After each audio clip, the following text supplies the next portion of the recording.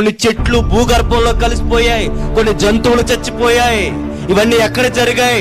కొన్ని వందల ఏళ్ల సంవత్సరాల క్రితం ప్రకృతిలో భయంకరమైన ప్రళయం వచ్చింది. మనుషులందరూ చచ్చిపోయారు, జంతువులన్నీ చచ్చిపోయాయి, చెట్లన్నీ మునిగిపోయాయి, కొండలు మెట్టలు పర్వతాలు మునిగిపోయాయి, బండరాళ్ళు కొట్టుకెళ్ళిపోయాయి.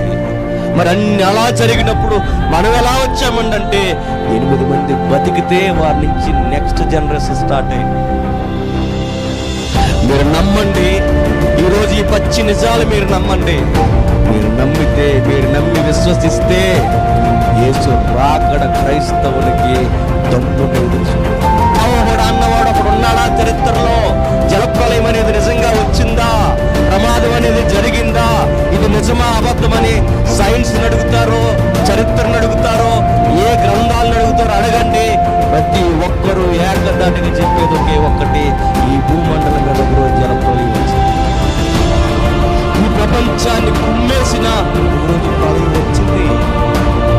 నోవహు దినముల్లో ఎలా అయితే జరిగిందో ప్రపంచం యొక్క పోకడ అట్లానే ఉంటుందండి.